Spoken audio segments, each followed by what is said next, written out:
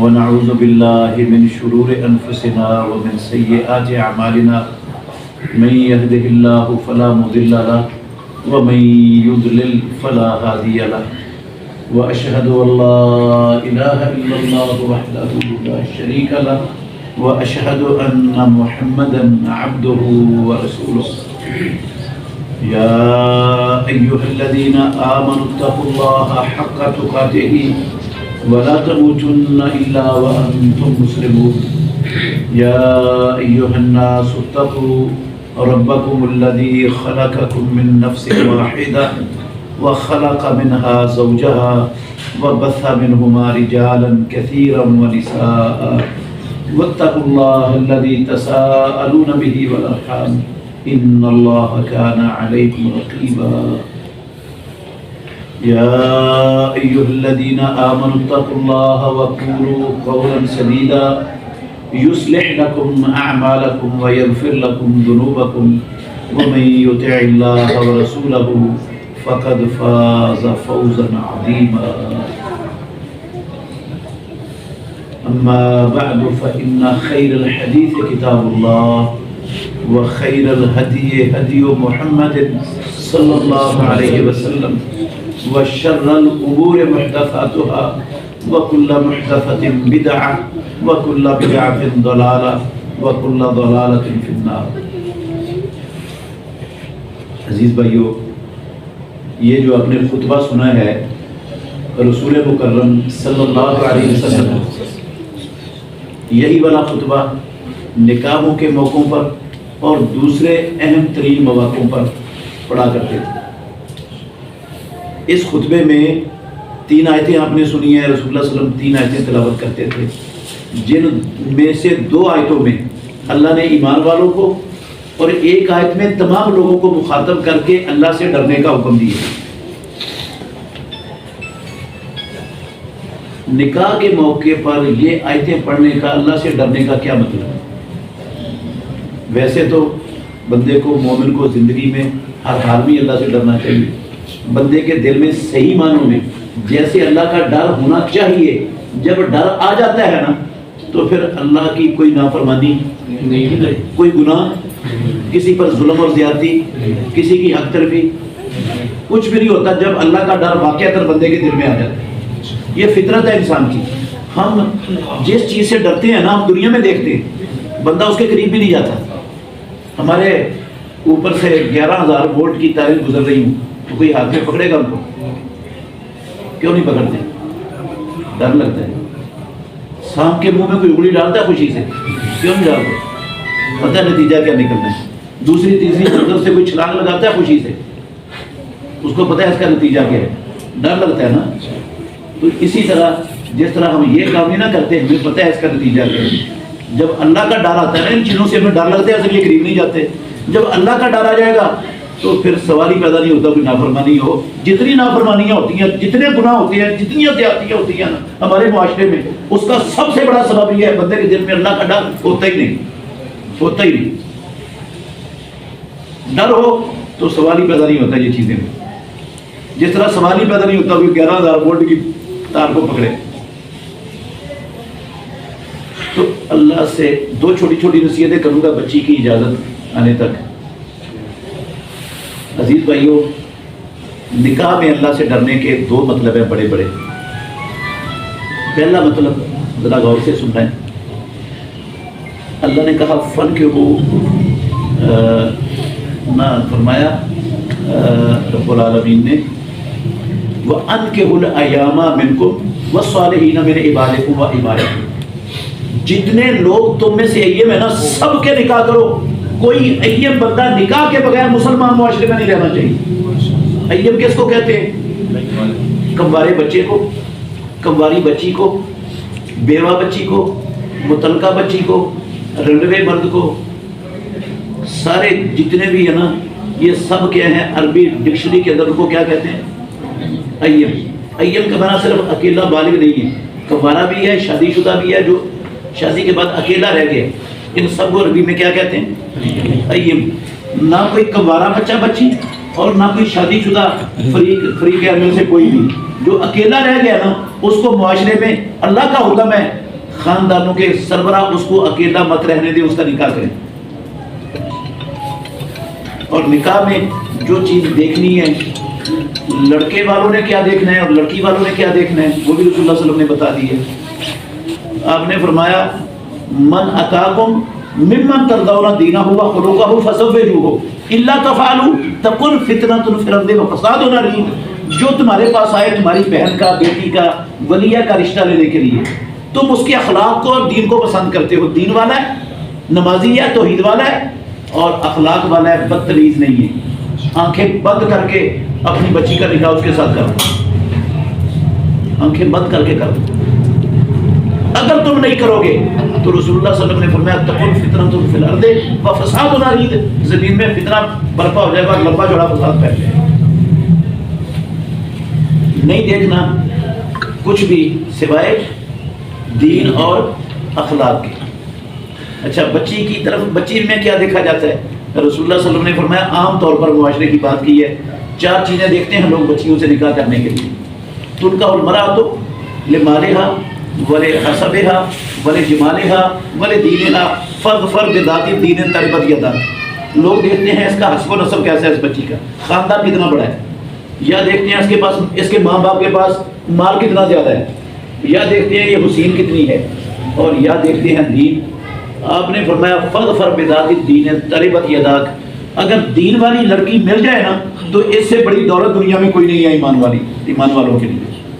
دین والی، اخلاق والی، شریعت کی پابند عورت مل جائے تو سب سے بڑا یہ نعمت ہے اللہ رب العالمین کی اس دنیا میں. تو یہ چیزیں دیکھنی ہوتی ہیں. اور انکحوا الایام کا مطلب ہے جو ہی بچے اور بچیاں بلوغت کی عمر کو پہنچے تو ان کی شادی میں تاخیر نہیں کرنی چاہیے. بس اتنی کیوں تاخیر ہو جتنی دیر نکاح رشتہ ڈھونڈنے میں کیا لگتی ہے، دیر لگتی ہے، اس کے بعد پھر تاخیر نہیں ہے. مجھے تھوڑا تھوڑا یاد ہے، یہ بزرگ جو سفید بالوں والے ہیں انشاءاللہ یہ گواہی دیں گے، تھوڑا تھوڑا میں بھی سنتا تھا بچپن میں نا. ہمارے معاشروں میں یہ چلتا تھا بچہ یا بچی گھر میں 18 سال سے زیادہ عمر ہو جاتی تھی نا، 20 سال کے قریب، تو یہ خاندان میں پریشانی کی باتیں چلتی تھی کہ نکاح کیا ہو رہا ہے، لیٹ ہو رہا ہے، شادی میں تاخیر ہو رہی ہے، نکاح لیٹ ہو رہا ہے. اب 30 سال 40 سال کے لاکھوں بچے، لاکھوں بچیاں مسلمانوں کے گھروں میں شادیاں نہیں ہو رہی. ان کی جوانیاں، ان کی زندگیاں برباد کر دیتے ہیں ماں باپ، خاندان شادی نہیں کرتے. اللہ کے دشمنوں نے رکاوٹیں اتنی کھڑی کر دی ہیں، اتنی کھڑی کر دی ہیں کہ نکاح آسان ہے، رہ نہیں گیا، نکاح ہو ہی کیا گیا ہے بڑا مشکل ہو، بڑا مشکل بنا دی. اتنی رکاوٹیں کوئی حد صاف نہیں.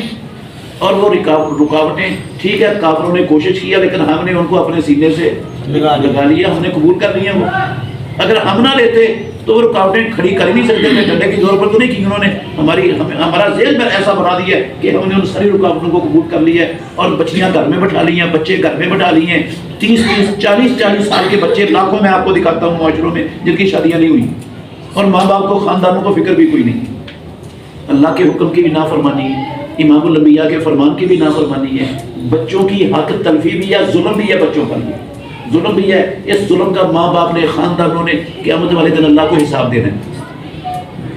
تو دیکھنا ہے دین اور اخلاق دونوں طرف. جب یہ مل جائے تو بس نکاح کر دو. باقی روزی جو ہے نا ہر انسان کی، وہ اللہ نے اس کے دنیا میں پیدا ہونے سے پہلے اس کا بندوبست کیا ہوا ہے. وہ رب اس کا ذمہ دار ہے، ہم کسی کے ذمہ دار روزی کے نہیں. وہ رب نے دے دی ہے، جو لکھا ہوا ہے نا اس نے ایک لقمہ اسے چھوڑ کے نہیں جانا اس کا دنیا میں سے. اور جو رب نے نہیں لکھا میں ساری دنیا کی خام چھان لوں، مجھے وہ لقمہ نہیں ملنا جو رب نے میرے مقدر میں نہیں لکھا. تو روزی کا مالک اللہ ہے. ہمیں اپنے بچوں اور بچیوں کے ساتھ اللہ اور اس کے رسول کا حکم مانتے ہوئے یہ اہتمام کرنا چاہیے کہ جو ہی گھر میں بچہ بچی بالغ ہو جائے، ماں باپ کو چین کی نیند نہیں آنی چاہیے جب تک اس کا نکاح نہ کر دیں. پریشانی لگ جاتی ہے، بھاگ دوڑ شروع ہو جانی چاہیے خاندان میں پورے میں کہ ہم نے اپنے بچوں کا کیا کرنا ہے، نکاح کرنا. لیٹ نہیں ہونا. کافر اس لیے چاہتے ہیں کہ لیٹ ہو. کافروں کے ملکوں میں میرے بھائیوں آپ کو پتہ ہے، اکثر کو جانتے ہیں، وہاں نا بیشتر بچوں کو نہیں پتا ہمارے باپ کا نام کیا، باپ کون ہے۔ وہ چاہتے ہیں مسلمانوں میں بھی ایسا معاشرہ پروان چلے۔ یہ نیٹ اس لیے آیا ہے، یہ بے حیائی فحاشی کے بڑے بڑے گیٹ اس لیے معاشرے میں کھول دیے گئے ہیں تاکہ یہاں بے حیائی فحاشی اور ریانی پروان چڑھے۔ جس قوم کے جس معاشرے کے اندر بے حیائی عام ہو جاتی ہے نا، اس قوم سے غیرت ختم ہو جاتی ہے، اور جب غیرت ختم ہوتی ہے تو وہ قوم دشمن سے لڑنے کے قابل نہیں رہتی۔ وہ کافروں کو یہ تکلیف ہے کہ ان کے نسب ابھی بھی محفوظ ہیں، ان کو اپنے باپ کا بھی پتہ ہے، دادے کا بھی پتہ ہے، پردادے کا بھی پتہ ہے، چاچے تاؤں کا بھی پتہ ہے، سب کا پتہ ہے، خاندان محفوظ ہے۔ وہاں تو باپ کا نہیں پتہ، وہ ایسا معاشرہ چاہتے ہیں۔ تو اس لیے انہوں نے نکاح کے اندر رکاوٹیں کھڑی کی ہیں۔ ہم نے ساری رکاوٹوں کو کیا کرنا ہے؟ توڑنا ہے۔ جہیز کا تصور نہیں ہے اسلام میں، کوئی تصور نہیں ہے جہیز کا۔ ہماری لاکھوں بچیاں کی اس لیے شادی نہیں ہوتی کہ ان کے ماں باپ کے پاس جہیز دینے کے لیے پیسے نہیں ہیں، اور بچی دیندار بھی ہے، اخلاق والی بھی ہے، سارا گھرانہ دین والا ہے، کوئی لینے کے لیے تیار نہیں ہے کہ ہمیں تو کچھ ملنا نہیں، ہم کیوں لیں ان کی بچی؟ ایسی غلاظت بڑھ گئی ہے دلوں میں مسلمانوں کے، اللہ اور اس کے رسول کے فرامین کی پرواہ نہیں، ہر شے دنیا بن گئی ہے۔ جہیز کا تصور نہیں ہے اسلام میں۔ اللہ نے قرآن میں کہا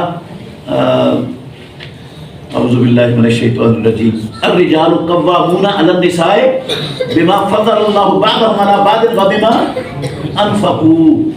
یہ جو گھر کا سارا ساز و سامان ہے، گھر کا ساز و سامان بنانا، فریج، پلنگ اور جتنی ضرورتیں ہیں، مشین، جو بھی چیز چاہیے نا، وہ کام ہے لڑکے کا۔ لڑکی کا یا اس کے ماں باپ کا کام اسلام میں یہ ذمہ داری ہے ہی نہیں، لڑکی کی ذمہ داری وہ بنائیں گے۔ اس لیے مردوں کو فضیلت دیا کہ خرچ انہوں نے کرنا ہے، ساری ذمہ داری خرچ کی وہ مرد پر ہوتی ہے۔ تو یہ جو رکاوٹیں ہیں نا، ان کو ہمیں توڑنا چاہیے۔ اور اسلام نے کتنا آسان بنایا نکاح، بس ختم ہوگی میری بات، کتنا آسان بنایا ہے۔ ایک حدیث آپ کو سناتا ہوں، صحیح بخاری کی حدیث ہے۔ رسول اللہ صلی اللہ علیہ وسلم صحابہ بیٹھے ہوئے ہیں، ایک عورت ہی کہنے لگی اللہ کے نبی میرے ساتھ نکاح کر لیں، مجھے بیوی بنا رہے ہیں۔ آپ نے سر جھکا لیا اس کی بات سن کر، دیکھ کر اسے کچھ دیر وہ منتظر رہی جواب کی، پھر اس کو اللہ کے نبی نے کوئی جواب نہیں دیا۔ اس کو سمجھ آئی کہ رسول اللہ صلی اللہ علیہ وسلم کو اس وقت نکاح کی ضرورت نہیں ہے، وہ جانے لگی۔ ایک صحابی کہتا ہے اللہ کے نبی آپ کو ضرورت نہیں ہے اس کا، میرے ساتھ نکاح کر لیں، آپ نے میرے مال دینے کے لیے کچھ ہے؟ جی اللہ کے نبی یہ چادر ہے۔ سعد بن سعد راوی ہیں حدیث کے، کہتے ہیں تیڑ بند باندھی ہوئی چادر تھی، اوپر والی چادر بھی نہیں تھی اس کے پاس، غریب کے پاس۔ کہتا ہے آدھی اس کو دے دوں گا، آدھی میں لے لوں گا۔ آپ نے فرمایا نہ اس کے کام کی رہے گی نہ تیرے کام کی رہے گی، جا کوئی گھر سے چیز ڈھونڈ کے لا۔ چلا گیا، ڈھونڈ ڈھانڈ کے آ گیا، کہنے لگا اللہ کے نبی گھر میں کچھ بھی نہیں ہے، مار دے رہے۔ آپ نے فرمایا التمس ولو خاتما من حدید، لوہے کی انگوٹھی ملتی ہے نا وہی لے آ جا کے۔ پھر چلا گیا، ڈھونڈ کے آ گیا تھا اللہ کے نبی لوہے کی انگوٹھی تک کی بھی کوئی شے نہیں، کک نہیں ہے میرے پاس دینے کی۔ آپ نے فرمایا اچھا یہ بتا کوئی صورتیں زبانی آتی ہیں قرآن کی؟ کہتا ہے جی فلاں فلاں صورتیں آتی ہیں۔ آپ نے فرمایا وہ صورتیں حق میں تیرا وہ یاد کروائے گا تو میں نے تیرا نکاح کر دیا اس کے ساتھ۔ اچھا میں نے اس لیے حدیث سنائی ہے، اس نکاح میں کتنا خرچہ آیا ہے، کتنے قرضے اٹھانے پڑے، کتنی ہندوؤں کی رسمیں جو ہے نا ان کو پورا کرنا پڑا۔ اسلام ایسے نکاح چاہتا ہے۔ ماشاءاللہ یہ مسجد میں ہو رہا ہے نا نکاح مزمل بھائی کا، یہ کسی جو ہے نا وہ شادی حال میں بھی ہو سکتا تھا، وہاں جو پیسے برباد ہو رہے تھے شادی حال میں، ان کا آؤٹ پٹ کیا ہوتی، کچھ بھی نہیں، بوجھ ہے۔ تو اللہ کے گھر میں بھی ہو سکتا ہے یہ۔ جتنا تکلفات سے بچیں گے نا نکاحوں میں، اتنے زیادہ ہمارے نکاح کیا ہو جائیں گے، برکت والے بھی ہو جائیں گے، آسان بھی ہو جائیں گے۔ اللہ ہمیں سمجھنے کی، عمل کرنے کی توفیق عطا فرمائے۔ محترم مزمل اقبال ولد محمد حسین، نکاح کی مجلس ہے، یہ 1 تولہ سونا حق مہر مقرر ہوا ہے اور 1 عدد عمرہ کروانا ہے آپ نے۔ تو میں نے یہ حاضرین مجلس کی گواہی میں، ان کی موجودگی میں، سبغہ عطا دختر عطا اللہ مجاہد، اس کا نکاح آپ کے ساتھ کیا، کیا آپ نے قبول کیا؟ جی میں نے قبول کیا۔ بارک اللہ لکا و بارک علیکا و جمع بینکما فی خیر۔ عزیز بھائیو یہ دعا ہے جو سرور کونین محمد الرسول اللہ صلی اللہ علیہ وسلم نکاح کے بعد دلہے کو دیتے تھے، اور سب کو یہ دعا دینی چاہیے، سب ملیں اور یہ دعا دیں۔ باقی اجتماعی دعا جو ہے نا، نکاح کے بعد نکاح پڑھا کے مولوی صاحب اجتماعی دعا ہاتھ اٹھاتے ہیں اور سارے آمین آمین کہتے ہیں۔ محمد رسول اللہ صلی اللہ علیہ وسلم نے پوری نبوی زندگی ایک نکاح میں بھی اجتماعی دعا نہیں کروائی، اور جو خیر و برکت نبی کے طریقے میں ہے وہ میرے اور آپ کے اور کسی اور مولوی صاحب کے طریقے میں ہو سکتی؟ ہاں، تو سارے بھائی ملیں گے انشاءاللہ، مزمل بھائی کو، دلہے کو، اور سارے بھائی دعا دیں۔ بارک اللہ لک و بارک علیک و جمع بینکما فی خیر۔ اکثر لوگوں کو یہ دعا آتی نہیں ہے،